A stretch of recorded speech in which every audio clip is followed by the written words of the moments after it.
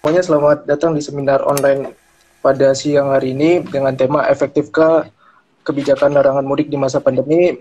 Kali ini saya mengundang 3 pembicara, yaitu ada Mbak Umi dari anggota DPRD Kota Semarang yang sudah bergabung, dan yang kedua ada Mas Tri Bambang dari anggota DPRD Kabupaten Bandung yang masih belum bisa join, dan yang terakhir ada Bapak Aulia dari anggota DPRD Provinsi Sumatera Utara.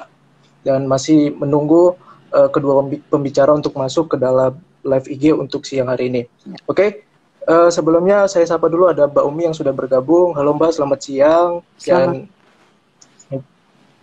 Dan siang, bagaimana Mas Mbak untuk, ya, saya mau menanya dulu Mbak untuk keadaan di Semarang, bagaimana untuk di kotanya sendiri? Semarang sampai saat ini situasinya kondusif, meskipun memang ini kita lagi mengalami masa pandemi, di Semarang pun juga harus tetap menjaga semuanya, jadi harus kita situasikan atau kondisikan dalam keadaan yang tetap bisa berjalan, meskipun kegiatan-kegiatan juga harus tetap dalam keadaan dibatasi. Oke, baik. Kita kan juga lagi masuk ke dalam larangan kebijakan mudik ini Mbak, dan baru berjalan 2 hari dari tanggal 6 sampai tanggal 17, ini sudah berjalan 2 hari dan sudah masuk ke tanggal 8. Untuk Mbak Umi sendiri Mbak, kita tahu bahwa banyak masyarakat di seluruh Indonesia tidak setuju akan adanya kebijakan larangan mudik. Tapi kalau menurut Mbak Umi sendiri bagaimana sebagai pemerintah daerah, apakah kebijakan ini setuju untuk dilakukan selama pandemi Mbak? Jadi gini, pada prinsipnya ketika pemerintah membuat kebijakan untuk masyarakat itu pada tujuannya adalah untuk memprotek atau melindungi masyarakat agar pandemi ini tidak semakin menular ya, semakin tidak bisa dikontrol, sehingga harus ada pembatasan-pembatasan yang oleh dilakukan pemerintah. Jadi kebijakan itu pada intinya atau tujuannya adalah untuk memproteksi masyarakat, untuk memproteksi agar bisa betul-betul meminimalisir atau membatasi supaya pandemi ini tidak semakin menjalar ke daerah-daerah yang lebih luas lagi. Dan mungkin pendapat Mbak juga tentang masyarakat yang tidak setuju dengan kebijakan ini, karena kan juga Kota Semarang juga termasuk kalau bisa dibilang masuk zona merah COVID ya Mbak ya. Nah, untuk Kota Semarang sendiri bagaimana tanggapan masyarakat Kota Semarang sendiri tentang larangan mudik sendiri? Karena kan juga kita tahu kebijakan ini tidak banyak yang setuju dengan kebijakan ini. Bagaimana tanggapan dari masyarakat Kota Semarang sendiri Mbak? Jadi sebetulnya sebetulnya masyarakat itu di sisi lain sebetulnya juga keberatan ya, karena ini adalah momentum yang biasanya dilakukan oleh masyarakat untuk bisa mudik, untuk bisa bertemu keluarganya, apalagi yang mungkin jarang mudik atau jarang pulang, dan biasanya momentum Lebaran, momentum mudik ini adalah waktu yang baik untuk bisa bertemu keluarganya, bertemu orang tuanya. Jadi sebenarnya di sisi lain memang keberatan, tetapi di sisi lain juga harus sementara saat ini harus bisa menahan diri bagaimana supaya sama-sama terjaga. Ini kan dalam rangka untuk menjaga kesehatan semuanya dari sisi masyarakat kita di Semarang ataupun misalnya kita akan mudik di beberapa daerah lain. Jadi tujuannya itu meskipun di sisi lain sebetulnya sangat keberatan karena yang biasanya momen untuk bisa ketemu keluarga saat ini belum bisa melakukan kegiatan mudik yang biasanya dilakukan pada saat hari raya. Jadi sebenarnya memang keberatan, tetapi demi kepentingan kesehatan masyarakat, demi kepentingan keluarga mereka, jadi harus mengikuti kebijakan yang dilakukan oleh pemerintah saat ini. Oke, baik. Untuk kebijakannya sendiri Mbak, saya juga membaca kebijakan larangan mudik ini bahwa ASN tidak akan mudik, tapi mereka harus mempunyai surat izin untuk dinas. Nah, ini kan juga kita tahu bahwa ASN sendiri juga kita tidak bisa bilang bahwa semuanya betul-betul untuk melakukan dinas. Nah, ini bagaimana pengawasannya untuk ASN sendiri Mbak yang di Kota Semarang sendiri, supaya masyarakat tidak ada kecemburuan, Mbak, di tengah-tengah masyarakat. Iya. Yang supaya merasa sama-sama adil di dalam larangan mudik ini, Mbak. Iya, betul-betul. Ya, jadi memang begini, Mas. Memang sampai saat ini untuk ASN ya atau pegawai-pegawai yang berada di instansi sampai sekarang memang mereka masih melakukan kegiatan-kegiatan untuk kegiatan yang kebetulan mereka mendapat tugas misalnya harus menjalankan kegiatan keluar kota. Dan itu mereka memang juga diwajibkan harus memiliki surat izin. Memiliki surat izin tugas pada saat mereka melakukan kegiatan keluar kota. Nah, apabila dari ASN itu melakukan pelanggaran ya, maksudnya surat izin itu disalahgunakan, nanti akan mendapatkan sanksi yang berat dari pemerintah Kota Semarang. Jadi pemerintah Kota Semarang itu mengikuti PP yang ada, itu membuat peraturan tentang disiplin PNS itu. Ya, tentang disiplin PNS itu bagaimana ketika ASN itu melanggar peraturan, misalnya mereka menggunakan surat izin itu untuk melakukan yang bukan tujuan kegiatan kepegawaian atau kegiatan kunjungan kerja misalnya, itu kalau di Kota Semarang bahkan sangat berat karena nanti kalau misalnya mereka melanggar itu akan kena disiplin, yaitu misalnya terkait adanya pemotongan TPP 100%. Jadi mereka tidak akan mendapatkan tunjangan itu sebesar 100% tidak akan diberikan. Itu salah satu bagaimana untuk mendisiplinkan pegawai itu untuk betul melaksanakan kegiatan-kegiatan itu yang memang betul-betul untuk kegiatan pekerjaan kantor, bukan untuk dimanfaatkan untuk kegiatan lain. Dan ini apakah akan tegas, Mbak, untuk ASN sendiri?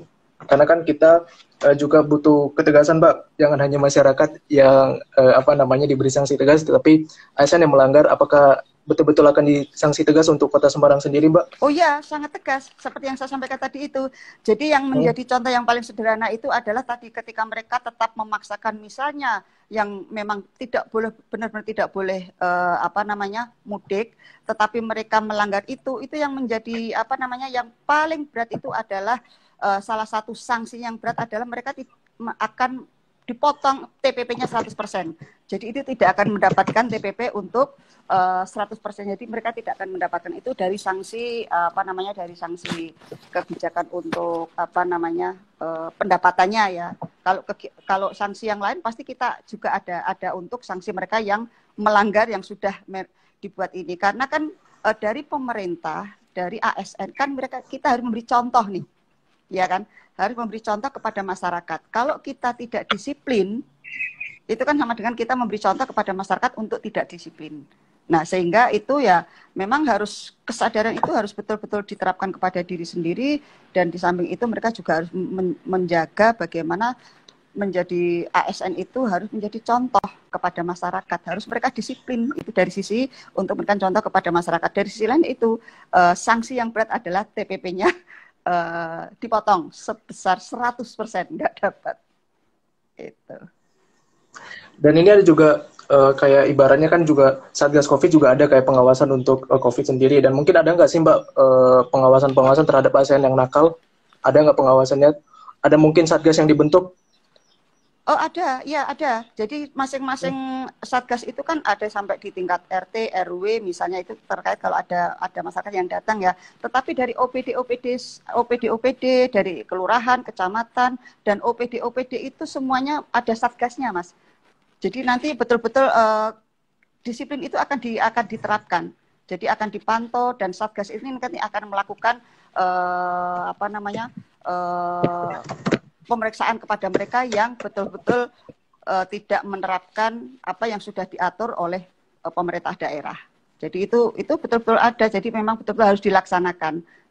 Jadi Satgas itu memang dibentuk dan dibuat dalam rangka untuk salah satunya adalah mendisiplinkan ASN itu sendiri. Di samping kepada masyarakat itu kan juga harus ada. Ya itu tadi contoh dari kita sendiri juga. Iya. Tapi juga di sisi lain, Mbak, pemerintah pusat dan pemerintah daerah selama pandemi ini ingin mengembangkan ekonomi. Saya tahu bahwa pariwisata dibuka, mal dibuka selama Lebaran juga. Nah ini bagaimana, Mbak, untuk kebijakan tersebut? Karena kan juga masyarakat tidak menerima tentang kebijakan ini dan juga merasa bahwa kok pariwisata dibuka, kok mal dibuka, sementara pemerintah memikirkan perekonomian, bagaimana masyarakat juga memikirkan bahwa ini tidak adil bagi masyarakat sendiri, Mbak. Jadi boleh Mbak sendiri menjawab tentang hal ini, karena juga kebanyakan publik bertanya-tanya pengen tahu, Mbak, bagaimana bertanya-tanya tentang hal ini. Ya, memang kami sendiri juga Mas, pandemi COVID ini kan sebetulnya dampaknya tidak hanya di sisi kesehatan, tetapi dampaknya juga ekonomi. Nah, sebetulnya dari sisi ekonomi itu yang mengalami dampak dari pandemi ini kan semuanya, dari sektor apapun ini kena dampak. Nah, memang sebetulnya kenapa pariwisata itu tetap dibuka? Pariwisata itu tetap dibuka, tetapi harus ada juga pembatasan, Mas. Jadi pembatasannya itu adalah misalnya pariwisata itu dibuka adalah hanya untuk masyarakat yang berada di wilayah misalnya Kota Semarang. Nah, jadi itu memang dari misalnya kalau pariwisata terkait dengan dinas pariwisata, jadi dinas pariwisata nanti ketika mereka memberikan kesempatan untuk ada beberapa tempat-tempat yang boleh dibuka untuk wisata, ya mereka harus menerjunkan timnya itu ke lapangan. Iya, bagaimana apakah dari tempat-tempat wisata itu juga menerapkan disiplin protokol kesehatannya, itu yang di tempat wisata. Kemudian di tempat mal-mal juga ada satgasnya kan juga ada. Jadi satgas itu tetap mereka juga harus melaksanakan di mal-mal itu bagaimana ketika mal itu dibuka, apakah prokesnya tetap dilaksanakan, apakah misalnya sampai melebihi batas misalnya menjadi semacam kerumunan, itu kan harus tetap satgas itu meskipun mungkin nanti ada libur, tetapi Satgas ini nanti tidak akan libur, Mas. Jadi mereka akan melaksanakan kegiatan-kegiatan terus sampai bagaimana itu kan juga dalam rangka untuk melindungi masyarakat. Iya, jadi memang ada sisi negatif, sisi positif, tetapi ini karena situasi yang bukan situasi yang normal, jadi sehingga ya memang harus ada hal-hal yang kadang di sisi lain harus ada semacam kita betul-betul ada kesadaran bersama, kesadaran dari kita semua. Nah, tadi kan Ibu juga sudah menjawab nih tentang tentang mall yang dibuka dan juga pariwisata dibuka. Kita tahu bahwa di Jakarta sendiri, Bu, terjadi lonjakan belanja di pasar Tanah Abang. Iya, Oke. Nah, untuk di Kota Semarang sendiri, Mbak, selama Lebaran ini pastikan lonjakan untuk pembeli di pasar-pasar, khususnya di Kota Semarang sendiri akan terjadi lonjakan yang sangat banyak karena terjadinya larangan mudik. Nah, untuk Kota Semarang sendiri bagaimana untuk mengantisipasi hal-hal seperti ini supaya tidak terjadi yang seperti di Jakarta dan juga di Bandung sendiri sudah terjadi, Mbak? Ya itu memang sebetulnya kita tuh juga punya kekhawatiran, Mas. Sama, jadi kita sebenarnya punya kekhawatiran, tetapi kita selalu berkoordinasi dengan OPD terkait. Jadi kalau misalnya terkait mal-mal, kita selalu berkoordinasi, mengkomunikasikan kepada Dinas Perdagangan dan Perindustrian. Jadi bagaimana mereka ketika ini kan OPD terkait juga harus melaksanakan tugas-tugasnya. Jadi tidak bisa diserahkan kepada Satgas yang hanya terkait dengan kesehatannya. Tetapi Dinas Perindustrian dan Perdagangan juga harus mereka bekerja sama memantau bagaimana mal-mal itu jangan sampai terjadi seperti yang sudah terjadi di kota-kota lain. Nah, sampai saat ini memang kami belum ada informasi ya kepada kami yang sampai betul-betul mengganggu atau terjadi kerumunan yang luar biasa. Sampai saat ini kami belum menerima informasi itu. Tapi seandainya itu terjadi, ya itu yang menjadi tanggung jawab, karena ini tanggung jawab bersama, jadi tidak hanya Dinas Perindustrian dan Perdagangan, mungkin semacam Satpol PP itu juga harus bersama-sama, karena dalam rangka untuk ini sebetulnya tujuannya sama, hanya untuk memproteksi masyarakat, tidak ada lain ya, memproteksi masyarakat bagaimana supaya wabah ini tidak semakin kemana-mana, dan supaya betul-betul kita berharap pandemi COVID ini segera berlalu, segera berakhir, sehingga kegiatan-kegiatan masyarakat secara menyeluruh bisa berjalan dengan lancar sebagaimana sebelum pada saat pandemi ini ada, gitu Mas Haris. Dan kebijakan ini kan juga sudah berjalan 2 hari ini, Mbak. Menurut Mbak sendiri, tanggapan dari DPRD Kota Semarang sendiri, ini sudah efektif, Mbak, di dalam penanganan COVID untuk larangan mudik? selama 2 hari ini? Ya, sangat efektif, Mas. Sangat efektif.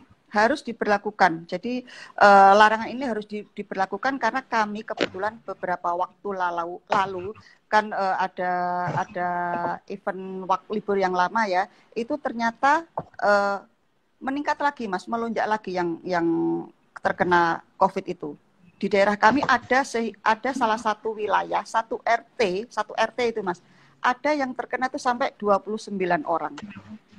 Nah, itu kan jadi akhirnya kami bersama-sama dengan OPD-OPD terkait memastikan lagi bahwa bagaimana supaya ini tidak terjadi lagi, sehingga memang pelarangan ini ya harus betul-betul diterapkan, sehingga kalau apakah ini efektif, ya sangat efektif untuk saat ini, karena pandemi COVID ini tidak bisa kita duga, Mas, kita tidak bisa kita lihat, sehingga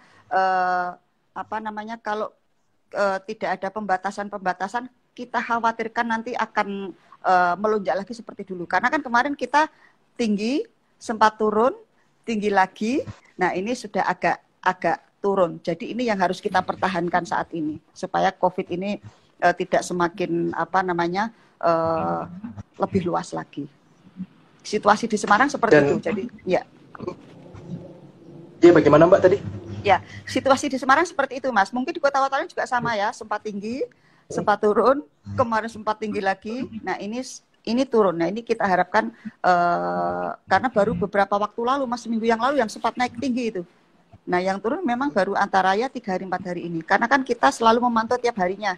Tiap harinya kan ada update ini COVID itu ya. Nah, itu kita pantau dan ini dalam 3 hari 4 hari ini menurun. Jadi sangat efektif. Dan desas-desusnya, ya. Dan katanya juga desas-desusnya bahwa di berita mengatakan bahwa kalau tidak ada larangan mudik ini, Indonesia akan terjadi seperti di India. Apakah benar, Mbak? Ini juga banyak sekali teori-teori yang mengungkap seperti ini, Mbak. Itu yang kita khawatirkan. Jadi daripada kita mengkhawatirkan sesuatu yang tidak namanya ini kan sesuatu yang kita belum tahu pasti, tetapi kan kita bisa mengantisipasinya, kan gitu. Kita bisa mengantisipasinya, dan real di negara lain itu kan terjadi ya, real di negara lain terjadi yang begitu COVID-nya meningkat yang luar biasa karena salah satunya kegiatan yang ya mungkin kategori mudik juga ya. Nah, itu ternyata kan naiknya langsung luar biasa. Nah, ini kita harus tetap mengantisipasi jangan terjadi seperti itu. Dan kembali lagi, tujuannya larangan mudik ini adalah untuk melindungi masyarakat. Tidak ada tujuan lain untuk melindungi masyarakat, sehingga harapannya ini segera berakhir, segera berhenti pandemi COVID ini, dan semoga nanti di tahun depan kita bisa melaksanakan kegiatan-kegiatan seperti ini, seperti biasa sebelum tahun-tahun sebelumnya. Karena masyarakat juga rindu, Mas, dengan keluarganya, itu sangat rindu. Saya ini juga rindu dengan keluarga-keluarga saya. Tetapi kan ini demi kesehatan kita, demi kesehatan keluarga kita, demi kesehatan orang-orang sekitar kita, ya saat ini kita harus, disiplin itu harus kita terapkan pada diri kita sendiri. Dan kalau bisa dibilang ini juga dampaknya terhadap transportasi umum juga, Mbak, di Kota Semarang sendiri, bus termasuknya salah satunya, dan mungkin juga pelaku UMKM yang ada di terminal. Nah, ini bagaimana untuk tanggapan Mbak sendiri tentang dampak-dampak yang terjadi terhadap kebijakan larangan mudik ini? Mungkin ada nggak sedikit bantuan dari pemerintah kota sendiri di dalam memberikan solusi terhadap dampak-dampak ini, Mbak? Nah, ada, Mas. Ya. Jadi itu memang kami pemerintah Kota Semarang itu kan juga melihat ya bagaimana ada pelarangan ini pasti akan berdampak. Misalnya terkait transportasi. Transportasi pasti juga berdampak kepada kru-kru yang berada biasanya di transportasi itu. Dan misalnya juga pedagang-pedagang yang berada di terminal dan lain sebagainya, mereka juga berdampak. Dan itu pemerintah Kota Semarang juga tidak tinggal diam, Mas. Jadi ada program-program yang diberikan kepada yang berdampak langsung kepada mereka. Kalau yang sudah berjalan selama ini, banyak pemerintah Kota Semarang dan juga mungkin lembaga-lembaga lain ya juga membuat kegiatan untuk meringankan beban yang berdampak langsung, misalnya terkait bantuan-bantuan ekonomi, misalnya terkait bantuan sembako. Itu beberapa waktu lalu dilakukan tapi secara umum. Jadi tidak hanya para pelaku di transportasi atau UMKM semuanya. Jadi kemarin kita membuat program kegiatan untuk meringankan beban itu. Dan sekarang pun juga dilakukan adalah misalnya terkait dengan bantuan bantuan uang tunai. Itu pun juga diberikan. Kemudian juga kegiatan-kegiatan yang bagaimana supaya UMKM itu berjalan, kan ada namanya yang itu juga ada dari pusat, kan dari pusat juga menurun ke daerah, yaitu terkait dengan bantuan untuk usaha yang misalnya modal bantuan usaha modal tetapi itu tidak perlu dikembalikan. Nah kemarin yang beberapa waktu lalu itu kan 2,4, sekarang menjadi 1,2. Nah itu adalah salah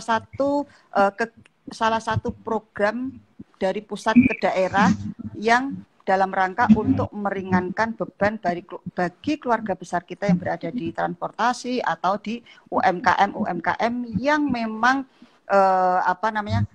kena dampak langsung terkait dengan pandemi COVID ini. Itu Mas Haris. Dan mungkin selain bantuan sosial Mbak yang diberikan dari pemerintah kota sendiri untuk transportasi umum misalnya bus dan mungkin pelaku UMKM, mungkin ada solusi lain, mungkin keringanan bagi transportasi umum bus sendiri untuk memberikan suatu perjalanan untuk masyarakat, tapi bukan mudik ya Mbak ya, tapi mungkin ada hal yang lain mungkin menjadi solusi buat pemerintah dalam kebijakan larangan mudik ini? Karena larangan mudik tidak ada, sehingga sampai saat ini untuk program membantu bagi transportasi yang memang untuk mengadakan kegiatan itu sampai saat ini memang belum kita lakukan, Mas. Belum kita lakukan karena kan memang program mudik ini juga kita larang. Kalau kita memberikan kan sama dengan itu memberikan kelonggaran. Tetapi kita memberikan bantuan di sisi lain gitu. Di sisi lain meskipun jalur transportasi kita dilarang, tetapi kegiatan-kegiatan yang dalam rangka untuk memberikan bantuan terkait dengan ekonomi tetap kita berikan dan tetap kita lakukan. Jadi tapi kalau untuk memberikan bantuan untuk dalam bentuk lain yang mungkin hanya bukan bahasa mudik atau bahasa lain, itu belum ada sampai sekarang. Tetapi yang program lain banyak yang kita lakukan. Dan juga ini Mbak terkait larangan, bukan larangan sih, tetapi mudik lokal yang katanya pemerintah daerah ada yang mengizinkan, terutama di Solo sendiri, wali kotanya Mas Gibran sendiri menyetujui bahwa ada mudik lokal, tetapi pemerintah pusat sudah mengatakan bahwa tidak ada mudik lokal, mudik apapun tidak ada, dilarang. Nah untuk kota Semarang sendiri, adakah mudik lokal atau mungkin mudik yang lain? Kalau mudik itu, kalau yang saya pahami ini mudik itu kan biasanya mudik keluar kota ya Mas, itu yang saya pahami. Kalau mudik lokal itu ya mungkin bisa terjadi, tetapi kalau masih di dalam sesama warga kota Semarang kan masih bisa kita pantau dengan mudah, Mas. Karena kan kita database-nya kan tetap ada, sehingga ketika ada masyarakat antar kecamatan gitu ya, antar kecamatan melakukan kegiatan menengok, itu mungkin masih ada masyarakat yang melakukan itu, tetapi apakah itu juga dikategorikan mudik ya, ini yang kita belum tahu. Tetapi kalau masih batasan warga masih berada di dalam satu kota Semarang, itu masih bisa kita pantau dengan mudah, karena kan kita ada istilah Jogo Tonggo gitu ya Mas di kota Semarang, dan itu RT RW itu harus juga memantau ketika di wilayahnya ada tamu atau ada kunjungan keluarganya datang di RT setempat. Jadi itu juga harus ada laporannya, Mas. Jadi kita membuat laporan seperti itu. Kita lakukan sampai sekarang masih berjalan. Dan ini tujuan dari mudik lokal sendiri untuk apa sih Mbak? Mudik lokal ini dilakukan di kota Semarang sendiri. Mungkin masyarakat juga masih bingung terhadap kebijakan pemerintah yang sangat sering kadang-kadang berubah terhadap larangan mudik ini. Ya. Bagaimana? Ya. Untuk larangan mudik lokal ini? Kalau sebetulnya kan pemerintah itu tidak ingin menyulitkan masyarakat. Sama sekali tidak ada keinginan ke arah sana. Tetapi pemerintah hanya berkeinginan bagaimana supaya masyarakat ini terlindungi. Karena COVID ini belum bisa ditemukan obatnya sampai sekarang. kalaupun vaksin, menurut Satgas Pusat kemarin kan bahwa ini meskipun orang sudah vaksin tidak menjamin bahwa tidak akan tertular. Nah ini kan harus menjadi warning juga, Mas. Kalau di Kota Semarang sebetulnya masyarakat Kota Semarang sudah hampir mungkin 60% lebih sudah melakukan vaksin. Bahkan sampai sekarang di puskesmas itu mendata masyarakat Kota Semarang yang lansia untuk terus didata untuk didaftarkan untuk mendapatkan vaksin. Nah, jadi sebetulnya kalau untuk pemerintah Kota Semarang itu dalam rangka tidak untuk memberikan kesulitan kepada masyarakat, tetapi untuk memproteksi masyarakat Kota Semarang bagaimana supaya betul-betul terhindar dari COVID ini. Jadi kalau larangan mudik lokal gitu ya Mas, larangan mudik lokal itu ya kembali lagi tujuannya hanya untuk bagaimana supaya kita ini betul-betul mata rantai virus ini bisa betul-betul berhenti. Nah itu yang menjadi misi utamanya kan ke sana. Jadi harus ada kesadaran bersama, harus ada kedisiplinan bersama antara pemerintah, masyarakat harus bersama-sama untuk menanggulangi ini. Karena tidak bisa berjalan sendiri. Dan juga ini Mbak, banyak sekali pertanyaan yang saya ingin tanyakan kepada Mbak sendiri dan juga pembicara lainnya nanti, sambil menunggu juga pembicara lain. Dan buat para peserta juga bisa mengirimkan pertanyaan kepada pembicara terkait larangan mudik ini. Nanti akan saya sampaikan kepada Mbak Umi dan kedua pembicara lain yang masih belum bisa bergabung. Mbak Umi sendiri kan kita tahu juga di berita kadang-kadang juga ada oknum yang bermain terkait larangan mudik ini dan juga mengambil kesempatan, keuntungan terhadap larangan mudik. Nah ini bagaimana Mbak terkait oknum-oknum yang nakal nih Mbak, yang bermain ketika larangan mudik ini terjadi, ditemukan bahwa ada yang menyogok mungkin oknum-oknum tertentu di dalam larangan mudik ini. Bagaimana Mbak tanggapan Mbak sendiri mungkin sebagai DPRD Kota Semarang, pengawasannya dalam hal seperti ini bagaimana supaya oknum-oknum nakal ini tidak melakukan hal seperti itu Mbak di Kota Semarang? Ya, yang pasti namanya mereka melakukan sebuah pelanggaran. Namanya mereka membuat melakukan sesuatu yang dilarang, yang tidak boleh, dan mereka justru akan melakukan itu kan otomatis pasti sanksinya berat, Mas.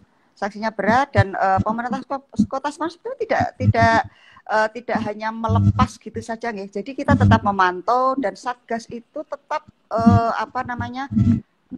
maksudnya setiap saat itu tetap memantau dan kita harapkan juga meminimalisir ya, misalnya ada terjadi orang-orang yang ingin menggunakan cara-cara yang tidak benar itu karena hanya ingin mudik, bisa saja mungkin satu dua orang melakukan itu, tetapi kalau misalnya itu terjadi dan kita mengetahuinya ya pasti akan ada sanksi, Mas.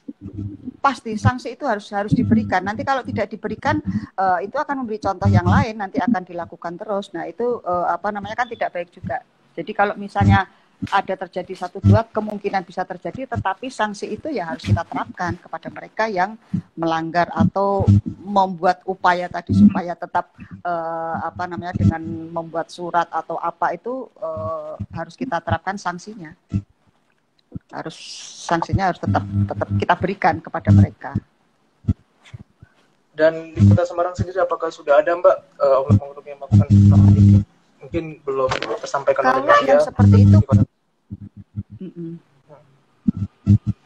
kalau yang seperti itu belum ada, Mas. Tetapi kalau kemarin malah ada penemuan yang pemalsuan tidak berizin ya, yang menggunakan untuk antigen. Nah itu kan kebetulan ditemukan. Tapi kalau yang disampaikan Mas Karis itu sampai saat ini kita belum ada informasi, karena kan kami ini kan lebih kepada mengawasi ya, dan dari OPD terkait belum ada informasi sampai sekarang kepada kami. Dan biasanya kalau ada informasi kami yang bisa kami lakukan adalah ya mereka harus membuat tindakan atau ada penindakan kepada mereka. Tapi sampai saat ini kami belum menerima informasi itu. Dan untuk jalan-jalan yang ada di Kota Semarang sendiri, Mbak, apakah semua sudah ditutup atau mungkin satu-satu akan ditutup untuk kepolisian sendiri dan mungkin dinas terkait? terhadap Ditutup. penutupan jalan di Kota Semarang? Ditutup, Mas. Jadi yang jalan-jalan menuju Kota Semarang ditutup semua. Sampai saat ini sudah ditutup. Dan kalau itu sudah kami sudah kami pantau, dan memang di beberapa daerah pintu-pintu masuk itu menuju Kota Semarang sudah ditutup. Dan untuk jalan tikus juga sudah ditutup, Bu? Yang kami yang kami terima informasi dari OPD terkait, kan mereka tidak berdiri sendiri ya, karena kan ada misalnya bekerja sama dengan kepolisian, dengan TNI, itu yang diinformasikan sampai kami jalan tikus pun sudah diupayakan untuk ditutup gitu.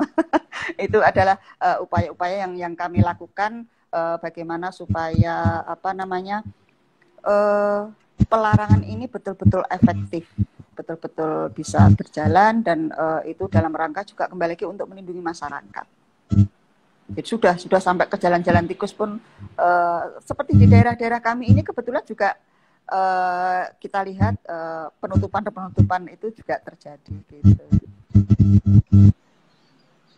Nah, mungkin Mbak Umi sendiri mungkin kita berbicara juga selain larangan mudik, mungkin sambil menunggu pembicara dua lagi yang belum masuk, ini apakah nanti ada tambahan, mungkin tambahan tanggal untuk larangan mudik sendiri? Ini kan berlakunya sampai tanggal 17 Mei. Mungkin di Kota Semarang sendiri ada nggak tambahan untuk larangan mudik, tanggal-tanggalnya mungkin 18, 19 ditambahin, atau mungkin mengikuti pemerintah pusat, Mbak?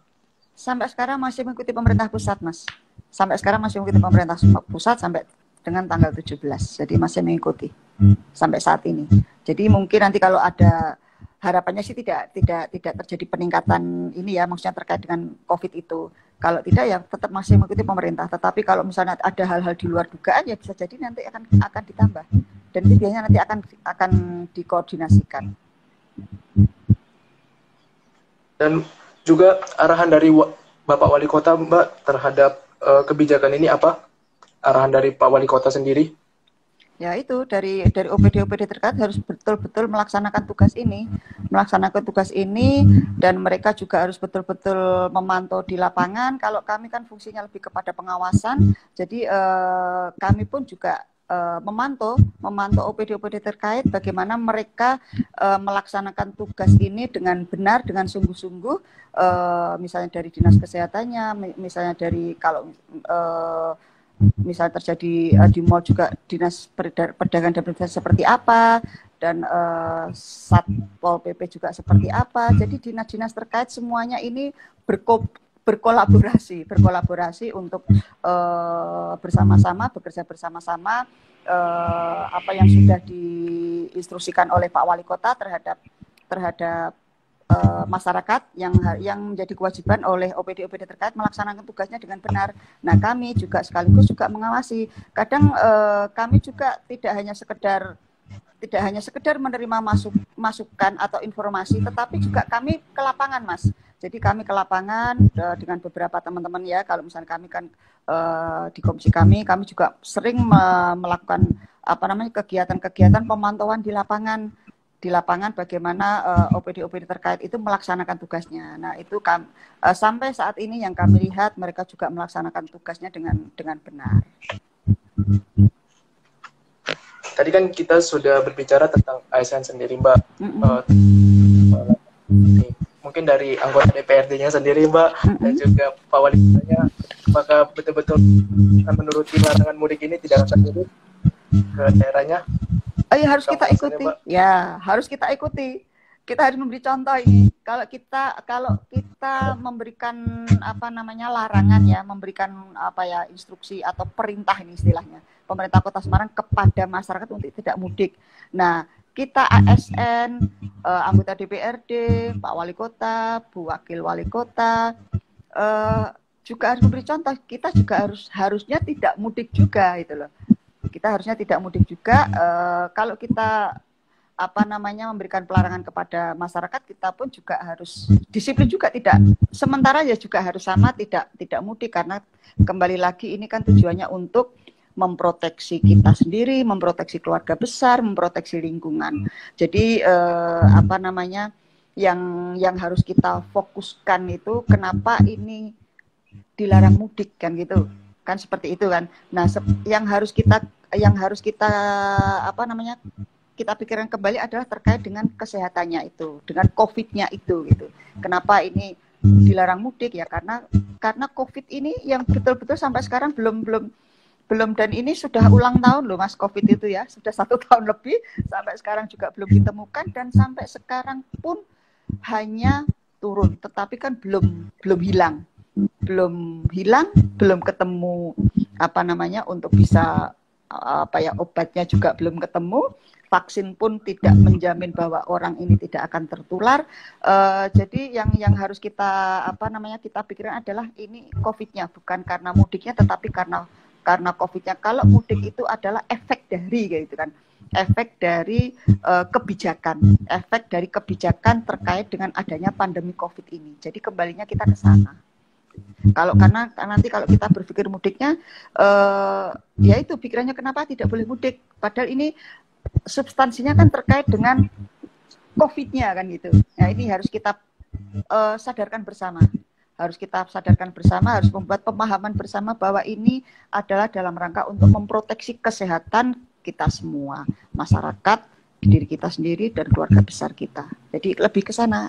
Ketika ada merasa, aduh kenapa ini kita nggak boleh pulang, kenapa kita nggak boleh bertemu dengan keluarga besar. Nah ini karena saat ini kita harus menjaga keluarga besar kita harus menjaga kesehatan diri kita. Itu yang harus kita tanamkan kepada diri kita terus sampai saat ini, sebelum apa namanya pandemi COVID nanti bisa berlalu.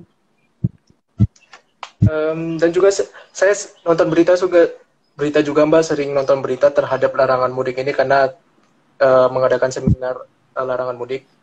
Saya melihat bahwa Tegal, kalau nggak salah ya, di kota Tegal itu terobosan. Di kota mana? Kota mana? Tegal.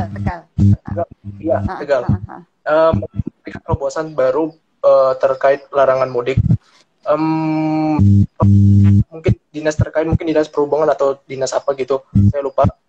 Mereka memberikan bantuan terhadap masyarakatnya, semacam pulsa atau mungkin paket untuk melakukan video call terhadap keluarganya yang mungkin jauh di luar Tegal sendiri. Mungkin kita akan mengikuti seperti itu, atau mungkin ada terobosan baru mungkin terkait kebijakan larangan mudik ini, Mbak.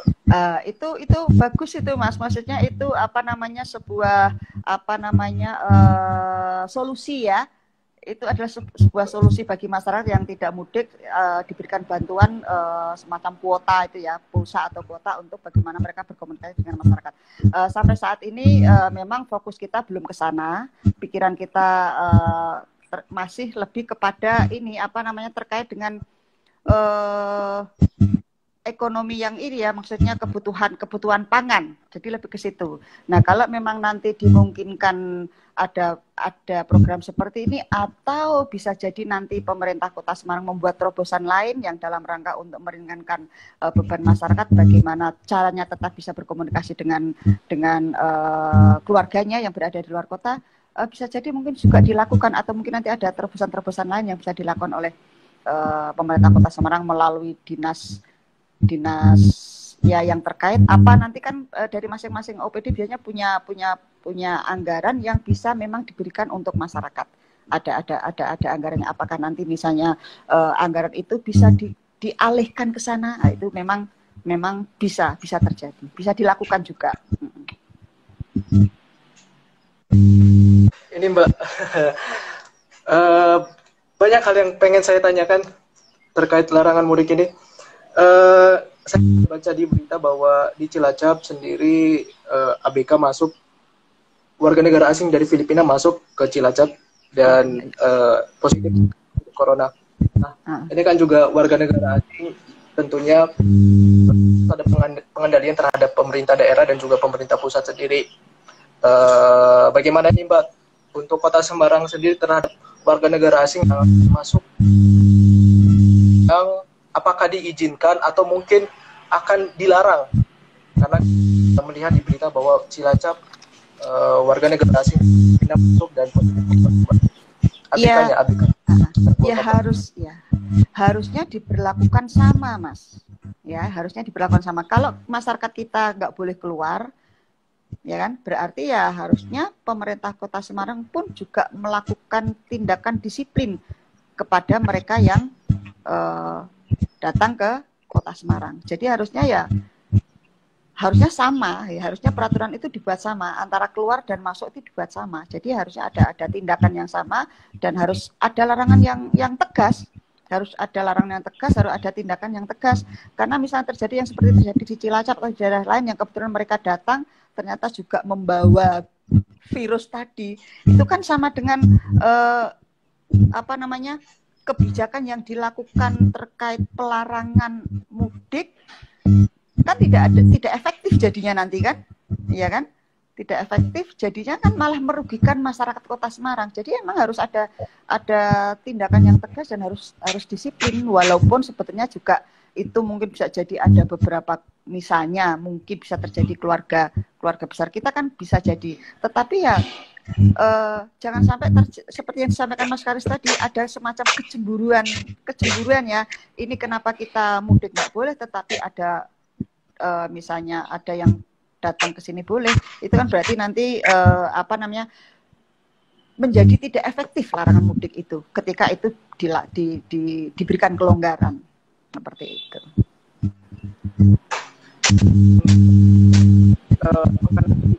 Di Kota Semarang akan diterapkan terhadap warga negara asing atau mungkin hanya sekedar ya saya tidak bisa membilang bahwa 100% mempraktekkan kebijakan larangan mudik ini, dan mungkin kepercayaan kepada masyarakat bahwa mudik ini berlaku bagi warga negara asing juga, berlaku bagi masyarakat, berlaku juga bagi pemerintah daerah dan pusat. Apakah ini 100% akan adil, Mbak, terhadap warga negara asing yang akan masuk ke Kota Semarang nantinya? Gini Mas, sebetulnya ketika pemerintah daerah membuat peraturan dan ketika nanti warga asing akan datang, pasti kan juga mereka pasti mengikuti informasi-informasi yang berada di daerah-daerah yang akan dikunjungi. Jadi warga asing ketika mereka akan datang ke Semarang misalnya juga mereka harus mengikuti. Ketika saat ini masih ada pelarangan ya harus taat diikuti dulu untuk saat ini gitu. Jadi kalau masalah keadilan ya itu dalam rangka untuk membuat sebuah keadilan seperti itu. Kan waktu ini kan tidak hanya sekarang. Jadi kalau misalnya warga asing ingin datang ke Kota Semarang dan saat ini pemerintah Kota Semarang sudah membuat larangan ketat untuk masyarakatnya sendiri. Jadi ketika warga asing untuk datang ke Kota Semarang juga harus mereka mengikuti kebijakan yang sudah dilakukan di Kota Semarang. Itu harus diikuti dulu, harus diikuti. Nah mungkin nanti kalau sudah peraturan ini sudah maksudnya sudah tidak ada pembatasan seperti ini, mereka bisa masuk. Jadi kan tidak untuk selamanya, tetapi ini kan hanya pada waktu-waktu tertentu saja itu. Dan ini Mbak, sambil menunggu lagi. Sampai berapa lama ini nunggunya teman-teman itu? Ini katanya mau masuk sebentar lagi. Dari Pak Ulia baru ada. Mungkin terakhir untuk Mbak Umi sendiri. Apa ya? Saya juga pengen berkomentar Mbak terkait larangan mudik ini. Ya mungkin ini dari pemerintah ini menjadi solusi penurunan COVID, dan di sisi lain juga masyarakat kecewa terhadap larangan mudik. Mungkin ada nggak sih Mbak kebijakan yang lain mungkin terkait larangan mudik ini terhadap penurunan angka COVID sendiri, Mbak? Karena kan juga kita tidak tahu bahwa sampai kapan selesai COVID akan berakhir. Nah mungkin setelah Lebaran ini kebijakan yang akan dilakukan pemerintah, dan mungkin bagaimana Mbak meyakinkan masyarakat yang masih kurang setuju terhadap bisa meyakinkan masyarakat ini bisa percaya terhadap pemerintah kita bahwa larangan mudik ini menjadi salah satu untuk penurunan angka COVID. Ya. kita harus memberikan informasi kepada masyarakat kenapa pemerintah daerah, misalnya pemerintah Kota Semarang ini membuat larangan mudik. Jadi kita harus memberikan data kepada masyarakat. Kenapa larangan mudik ini diterapkan? Kenapa larangan mudik ini dilakukan? Karena data-data yang ada, Mas, bahwa mudik itu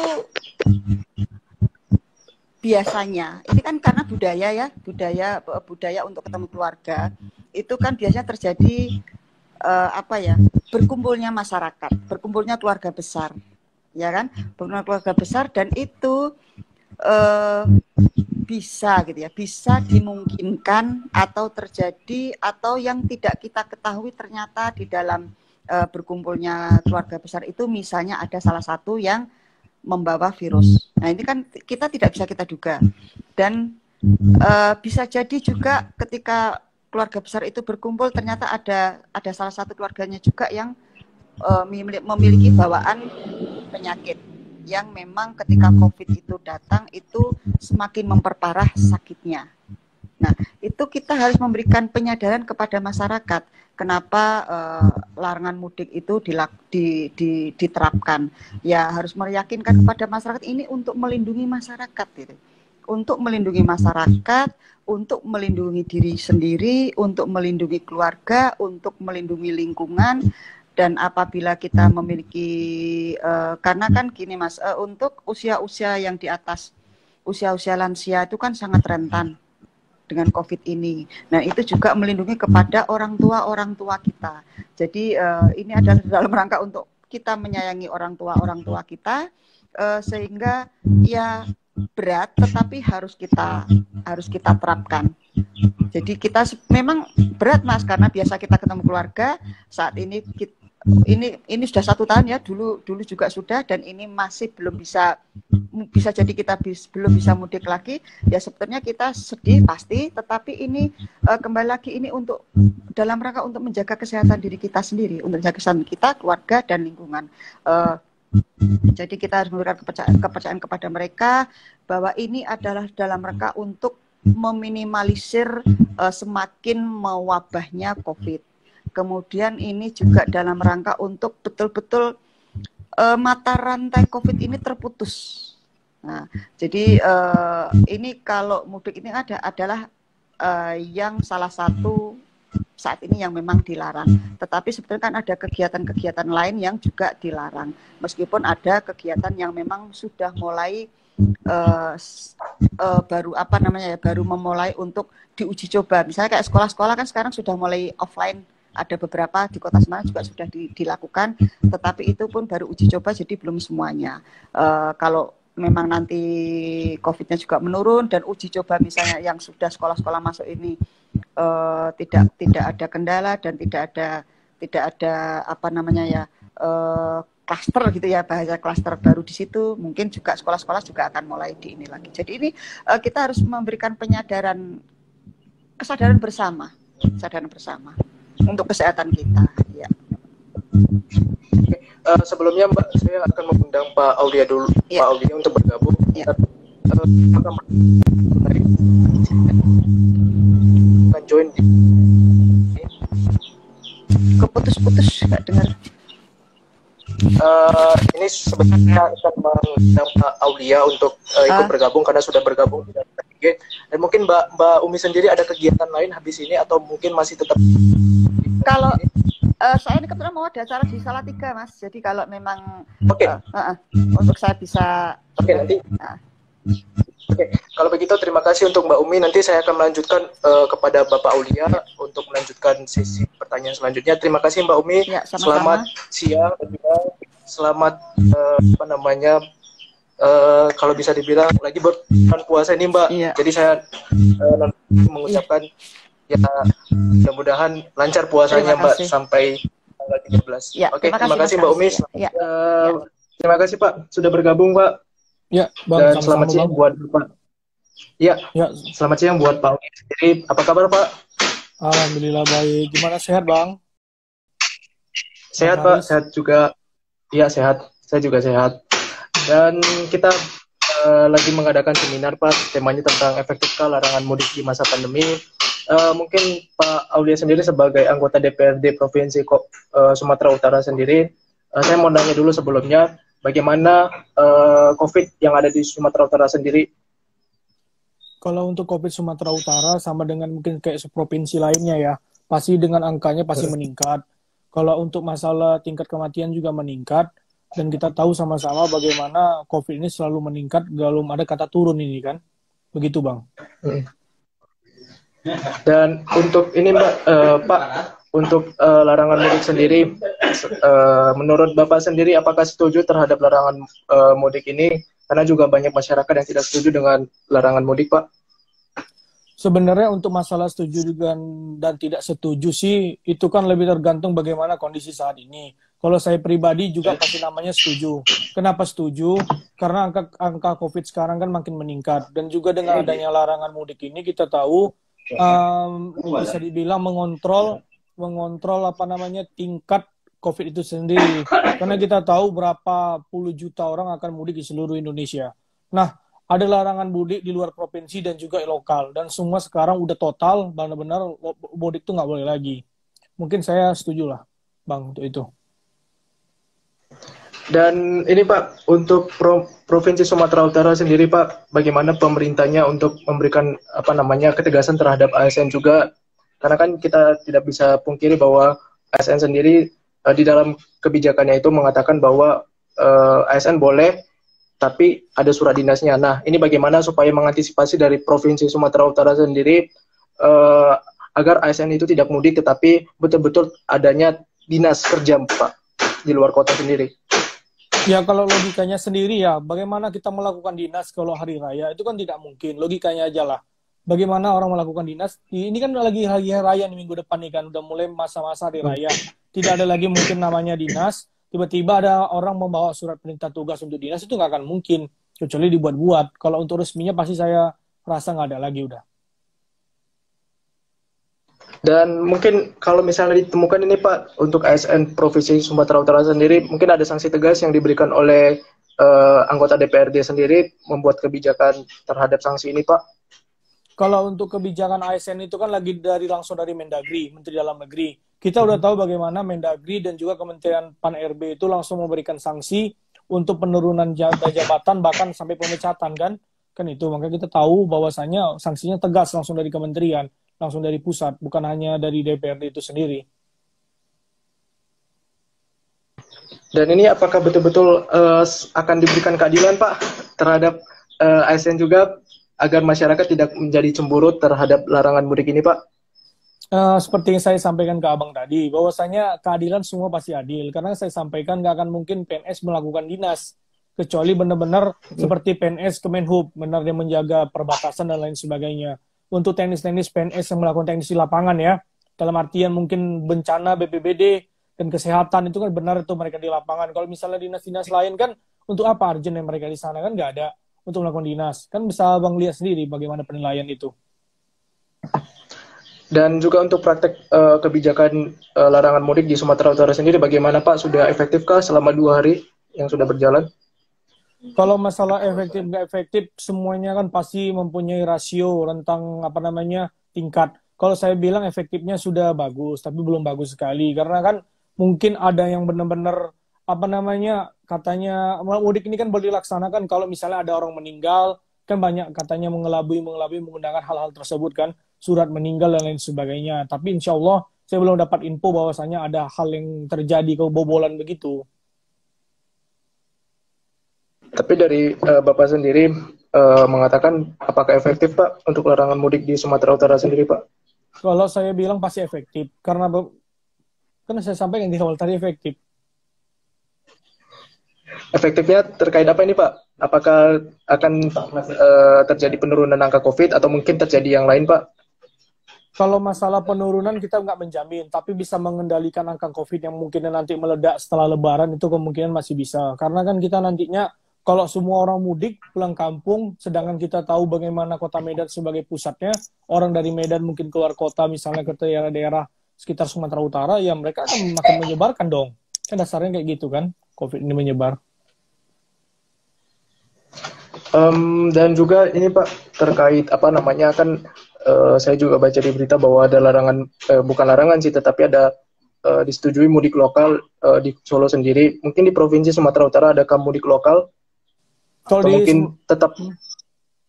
di mungkin tetap ada larangan mudik, semuanya tidak ada mudik lokal ataupun mudik yang lain? Di Sumatera Utara nggak ada larang, dilarang mudik lokal, bahwasanya nggak ada mudik sama sekali memang kalau di Sumatera Utara, karena kan memang sekarang lagi angkanya tinggi kan. Dan juga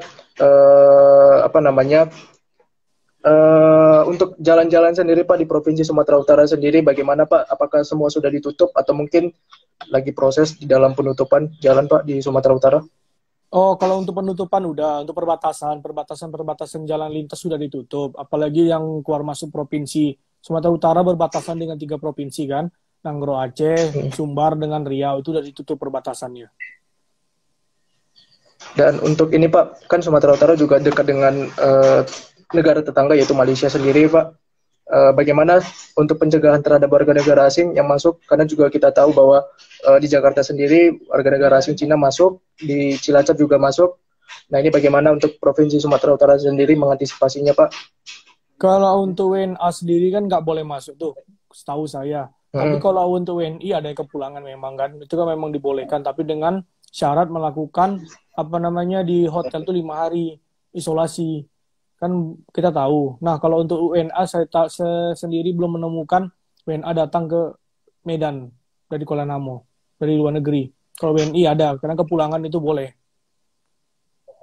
Tapi mungkin ada antisipasi dari pemerintah Provinsi Sumatera Utara Pak terhadap WNA yang akan masuk? Kalau antisipasi pasti ada antisipasi dong, bahwasanya kan kan border itu kan udah tahu dari imigrasi bahwasanya sudah pelarangan, bagaimana mereka masuk ya secara resmi itu kan nggak bisa. Tapi kalau secara tidak resmi kemarin pernah saya lihat ada yang dari di Kabupaten Batubara mau melakukan penyeberangan itu langsung dipulangkan langsung. Dan untuk pemulangan bagi warga negara Indonesia yang tinggal di luar negeri Pak, dan juga ada juga yang tinggal di India, bagaimana nih Pak supaya betul-betul efektif Pak terhadap kebijakan ini agar tidak terjadi penyebaran COVID di mana-mana, untuk khususnya untuk Sumatera Utara sendiri Pak? Ya kalau untuk saya sampaikan tadi bahwasanya dilakukan isolasi, itulah gunanya isolasi. Tapi kan sebelum dia berangkat pulang, mereka kan melakukan swab dulu di negara asal dan juga tiba di negara kita dan melakukan 2 kali swab dan menjalankan isolasi itu 5 hari. Nah kalau memang positif langsung baru dibawa ke rumah sakit. Kalau tidak dilaksanakan isolasinya kan di hotel. Nah begitu Bang. Dan mungkin untuk Gubernur Sumatera Utara sendiri, Pak Edi sendiri, ini kan juga Bapak Aulia sendiri bekerja sama dengan Pak Gubernur kita Sumatera Utara, Pak Edi. Bagaimana untuk arahan dari Pak Edi sendiri supaya tidak terjadi pelanggaran-pelanggaran terhadap kebijakan larangan mudik ini Pak? Dan juga kita tahu bahwa Sumatera Utara ini sendiri masih menjadi zona merah Pak terhadap angka-angka COVID Pak. Kalau Sumatera Utara ini enggak semuanya zona merah Bang. Mungkin kalau zona merah hanya di Kota Medan, di Binjai. Yang lainnya mungkin udah ada orange dan sampai akan yang hijau. Mungkin kita nggak bisa menyamaratakan Sumatera Utara. Karena Sumatera Utara kan 33 kabupaten kota. Dan juga untuk masalah itu kan kita udah tahu. Itu langsung tertuang dari Satgas Pusat sampai turun ke bawah. Kan turunan ke bawah itu kan hanya mempertegas hukum aja Bang. Dasar-dasar hukum kan tetap dari SE Satgas COVID itu Bang. Itu Bang. Halo? Dan ini juga banyak pertanyaan juga dari masyarakat kita Pak. Dan mungkin Bapak Aulia bisa menjawab pertanyaan ini bahwa pariwisata dibuka Pak. Pariwisata dibuka, mal dibuka. Nah ini kan juga menjadi rasa kecemburuan bagi masyarakat kita Pak, khususnya di Sumatera Utara sendiri. Nah ini bagaimana antisipasi dari Bapak sendiri agar tidak menjadi celah COVID menjadi naik di Sumatera Utara. Kita tahu bahwa di Jakarta sendiri, Tanah Abang juga sudah terjadi lonjakan Pak. Di Bandung sendiri kita tahu bahwa pasar Bandung juga terjadi lonjakan terhadap pembelian-pembelian barang selama Lebaran ini Pak. Bagaimana untuk Sumatera Utara sendiri Pak? Ya kita tahu Bang bahwasanya itu kita nih saat ini dilema. Di samping kita ingin menghentikan COVID, kita harus memajukan ekonomi. Kan ini kan Bang menjadi dilema kita. Kita harus berbelanja barang supaya tidak terjadi hal-hal yang tidak inginkan, ekonomi kita drop. Nah, maka dari itu kita tahu Bang, sekarang ini bagaimana COVID ini kan menjalar ini Bang. Tetapi ekonomi juga turun. Bagaimana caranya? Ya kita tetap apa namanya menjaga 3M. Walaupun kita mau melakukan belanja begitu, kita tetap melakukan protokol kesehatan kan itu paling penting. Dan kita juga tahu bahwa Gubernur Sumatera Utara harus menjadi contoh Pak, dan juga DPRD juga harus menjadi contoh bagi masyarakat Sumatera Utara sendiri. Apakah betul-betul tidak akan mudik untuk anggota DPRD dan juga Bapak Edi sendiri? Kalau Pak Edi silakan tanya ke Pak Edi Bang, kan nggak mungkin Bapak Abang nanya ke saya. Kalau saya pribadi saya nggak mudik karena saya memang orang Medan, tinggal di Medan. Kan begitu. Tapi kan Bapak kan sering bekerja sama dengan Bapak Edi terkait kebijakan-kebijakan dan terutama kebijakan larangan mudik ini. Apakah bisa dipastikan Pak tidak akan semua anggota DPRD? Saya bertanya aja deh, anggota DPRD-nya semua tidak akan mudik Pak?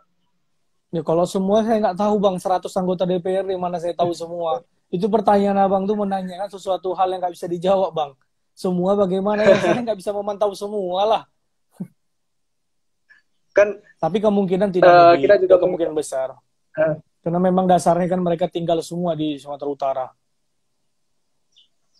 Dan ini juga menghindari Pak kecemburuan terhadap masyarakat supaya tidak ada tanggapan-tanggapan di luar. Masyarakat mengatakan ketika nanti misalnya terjadi pelanggaran terhadap anggota kita Pak DPRD, supaya ini tidak menjadi kecemburuan sih Pak. Jadi supaya Bapak sendiri menjawab terhadap pertanyaan-pertanyaan yang ada di tengah masyarakat ini Pak. Dan juga ini pertanyaan juga besar bagi masyarakat juga. Mungkin ada ketakutan sendiri bagi Provinsi Sumatera Utara. Mungkin akan terjadi di India, di Malaysia juga baru-baru ini terjadi lonjakan, dan juga di Singapura Pak. Kalau masalah lonjakan itu kan bagaimana pemerintah pusat melihat masing-masing daerah itu Bang. Kalau kita kan tahu provinsi ini kan perpanjangan tangan dari pemerintah pusat. Nah, sebagai pengendali itu tetap pemerintah pusat. Kalau masalah lonjakan-lonjakan itu bagaimana tim ahli dari pemerintah pusat mengatasi dan membuat namanya mitigasi hal-hal tersebut. Nah, begitu Bang. Kalau masalah Bang bilang masalah lonjakan COVID itu, ya kita sama-sama harus menjaga semua 3M itu, protokol kesehatannya. Itu paling penting sebenarnya Dan berarti ini untuk mengatasi COVID ini. Dan berarti ini pemerintah pusat dan pemerintah daerah mengantisipasinya terhadap larangan kebijakan mudik supaya tidak menjadi lonjakan Pak? Iya, benar. Kan saya sampaikan dari awal tadi, bahwasanya itu gunanya, bahwasanya mengatasi lonjakan. Supaya kita bisa, halo?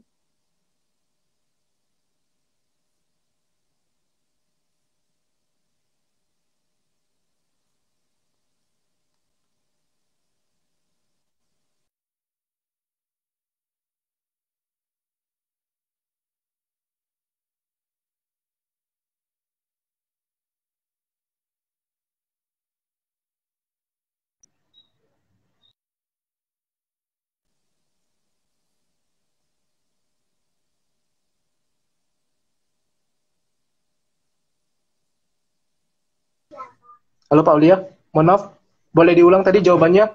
Karena sinyal saya tidak bagus lagi. Bagaimana tadi Pak? Boleh dijawab ulang? Iya, kan udah saya sampaikan tadi. Iya, bahwasanya saya sampaikan dari awal kan saya bilang ke Abang, gunanya pelarangan mudik untuk mengendalikan angka COVID. Abang nanya 4 kali loh. Iya, karena kan kita tahu itu, Bang, Pak, di berita sendiri terjadi berita-berita yang di luar sana yang membuat masyarakat menjadi cemburu, menjadi marah karena masuknya warga negara asing, masuknya juga oknum-oknum nakal yang ikut juga terlibat di dalam larangan mudik ini, Pak. Saya hanya memastikan saja, Pak, untuk larangan mudik ini supaya masyarakat bisa diantisipasi amarahnya dan tidak menjadi polemik di tengah masyarakat, dan juga menjadi jawaban Pak supaya masyarakat di Sumatera Utara juga tahu bahwa benar-benar larangan mudik ini memang betul-betul adil untuk seluruhnya Pak, bukan hanya untuk masyarakat tapi juga untuk seluruhnya Pak, seperti itu Pak. Jadi saya memastikan saja Pak, bukan ada hal-hal tertentu loh Pak. Betul, Abang udah nanya 5 kali, udah saya sampaikan, nggak ada yang mudik Bang. Terus Abang nanya lagi, di mana lah kami mudik ya Bang? Saya di rumah, karena saya sampaikan, nggak ada yang mudik Bang, semua adil. Oke. Tapi kan kita berbicara fakta di lapangan adanya kecolongan-kecolongan sih Pak sebenarnya untuk larangan mudik ini Pak. Contohnya Nah di itu Sumatera bagaimana Utara Pak? yang ditemukan. Contohnya Ya kita kan tidak ditemukan tahu Sumatera Pak, Utara. maksudnya di Sumatera Utara, tetapi kan untuk di daerah lain. Nah ini bagaimana supaya pemerintah daerah lainnya juga sigap antisipasi terhadap terhadap ini Pak, kecolongan-kecolongan yang terjadi saat larangan mudik. Iya, kan saya tanya tadi, di daerah Sumatera Utara nggak ada, buktinya nggak ada. Terus kok daerah lain, daerah mana? Contohnya kalau Jakarta, itu kan kewenangan pemerintah pusat, mana bisa pemerintah provinsi untuk apa namanya berbicara hal tersebut. Bagus ditanya pemerintah pusat, kan lebih bagus kalau untuk itu. Jawabannya lebih pas, Iya mereka tapi kan, jawab. Nah, gimana? tapi kan Sumatera Utara sendiri dekat dengan negara tetangga Pak, supaya antisipasi tidak apa namanya tidak ada masuknya warga negara asing. Kan ini kan kayak apa namanya Sumatera Utara sendiri dekat dengan Malaysia Pak. Iya, kan udah Benar pernah kan Pak? disampaikan, benar, udah pernah masuk, tapi langsung dipulangkan. Berbatasan kan hanya di Batubara, dijaga aja di satu tempat laut, ya gimana lagi mereka mau masuk? Kan nggak mungkin muternya jauh sampai ke daerah Nia sana, kan begitu. Oke, saya bertanya lagi Pak untuk oknum yang nakal Pak, yang apa namanya memudahkan masyarakat untuk mudik di Sumatera Utara sendiri. Bagaimana sanksi tegasnya Pak? Selain diputar balikan, mungkin ada sanksi tegas lain Pak? Sanksi tegas yang gimana tuh? Oknum siapa? Ya, Oknumnya siapa? ya kan kita tahu bahwa apa namanya Hmm? di jalan-jalan sendiri truk. Saya cuma hanya mengatakan bahwa supir-supir truk yang apa namanya mengangkut masyarakat untuk mudik itu ketahuan oleh pihak kepolisian. Nah, ini kan juga mengambil keuntungan mungkin oknum-oknum tertentu ya Pak. Saya tidak menyebutkan instansi apapun, tetapi saya mengatakan bahwa ini bagaimana sanksi tegas yang diberikan oleh pemerintah daerah sendiri khususnya Provinsi Sumatera Utara supaya tidak terjadi kecolongan Pak. Kalau masalah Selain kecolongan diputar kan balikan, ya memang selain rata-rata diputar kan balikan Pak ada mungkin. kalau masalah Hmm, itu kan bukan masalah hukum, Bang. Ini kan nggak masuk hmm, pidana. Kita tahu ini hmm. antisipasi, sama-sama kita mencegah. Masyarakat sekarang lagi berat, mungkin mereka pengen mudik, ya pasti putar balikan aja dong hanya. Hanya diputar balikan. Kenapa begitu? Ya, namanya juga mereka melanggar. Sekarang ini lagi masa-masa urgent, orang lagi panas-panasnya, tidak mungkin melakukan namanya hal-hal hukuman-hukuman seperti pidana, ya kan begitu. Nah, maka dari itu hanya diputar balikan aja. Membuat efek jerah sebenarnya itu Bang lebih baik. Kenapa begitu? Karena kita sudah jalan dan kita disuruh putar balik. Sebenarnya itu lebih efek jerah daripada di penjara dan lain sebagainya ya kan? Kan begitu. Dan ini Pak terkait apa namanya dampak dari kebijakan ini juga transportasi umum seperti bus dan juga pelaku UMKM yang ada di terminal sendiri Pak menjadi apa namanya dampak juga terhadap perekonomian di Sumatera Utara sendiri. Mungkin ada bantuan. Tadi saya juga berbicara terhadap kepada Mbak Umi Kota Semarang sendiri memberikan bantuan sosial. Mungkin Sumatera Utara sendiri ada Pak untuk bantuan terhadap Kalau nggak ada, setahu saya tidak ada untuk masalah bantuan sosial itu. Tapi kalau dan bantuan-bantuan mungkin akan seperti umum tuh ada. Tapi kalau bantuan khusus seperti itu nggak ada. dan dan tanggapan dari transportasi umum bus sendiri bagaimana Pak terkait kebijakan larangan mudik ini? Mungkin ada yang setuju, ada yang tidak. Mungkin bagaimana tanggapan mereka Pak? Ya kalau tanggapan mereka, tanya mereka Bang. Masa tanya saya? Gimana sih? Kan Kan pasti nggak kan bisa. masyarakat Hmm? keluhan terhadap Bapak. Apanya? Masyarakat juga memberikan keluhan terhadap Bapak terhadap larangan mudik ini, apalagi transportasi umum bus pastikan memberikan keluhan juga terhadap anggota DPRD. Kalau masalah keluhan sekarang belum ada sih yang sampai ke komisi ataupun di manapun itu belum ada mereka melakukan tuntutan. Karena juga mereka tahu di saat pandemi ini bagaimana transportasi kan untuk usaha juga turun. Mereka juga paham tuh hal tersebut. Dan memang kalau memang transportasi memiliki hati dan juga mereka benar-benar niat untuk menyelesaikan pandemi ini, mereka sayang keluarganya, ya mereka tidak akan marah atas hal itu. Karena mereka merasa itu lebih baik keputusannya. Karena dengan tidak mudik, ya COVID itu tidak kemana-mana dan bisa kita antisipasi hal tersebut kan begitu.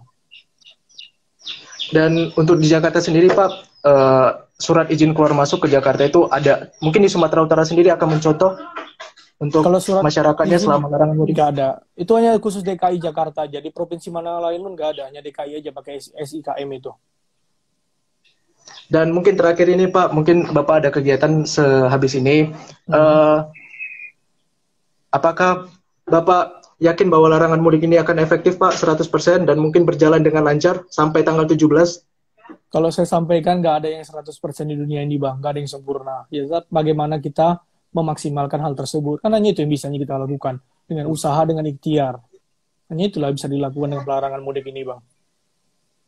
Ya, makanya saya tadi memastikan sampai 5 kali karena banyak sekali Pak di berita-berita bahwa kelonggaran-kelonggaran mungkin dan juga terjadinya pelanggaran-pelanggaran kebijakan larangan mudik supaya masyarakat ini bisa yakin Pak bahwa pemerintah kita Pak, pemerintah kita khususnya Sumatera Utara sendiri bisa meyakinkan masyarakat supaya tidak terjadi kecolongan-kecolongan lagi Pak, khususnya di Sumatera Utara sendiri. Jadi hanya memastikan saja saya tidak mungkin menurut Bapak mungkin ada hal-hal lain yang mungkin menurut Bapak kok sampai berulang-ulang kali saya tidak ada hal seperti itu, tapi saya ingin Bapak meyakinkan masyarakat seperti itu Pak. Jadi supaya sama-sama clear ini Pak, kebijakan larangan mudik membuat masyarakat bisa tenang di rumah dan juga masyarakat juga bisa mengetahui bahwa larangan mudik ini betul-betul untuk masyarakat kita Pak, untuk menurunkan angka COVID juga dan juga untuk mengendalikan COVID di Sumatera Utara. Dan mungkin Bapak ada kegiatan lagi sehabis ini. Terima kasih buat Pak Aulia yang sudah hadir pada sore hari ini Pak. Selamat sore Pak, dan juga semangat terus Pak di dalam melakukan kebijakan-kebijakan dan juga melayani masyarakat. Semoga Bapak sehat selalu dan salam juga buat teman-teman di DPRD Sumatera Utara sendiri. Terima kasih Pak Aulia. Ya, makasih. Makasih yang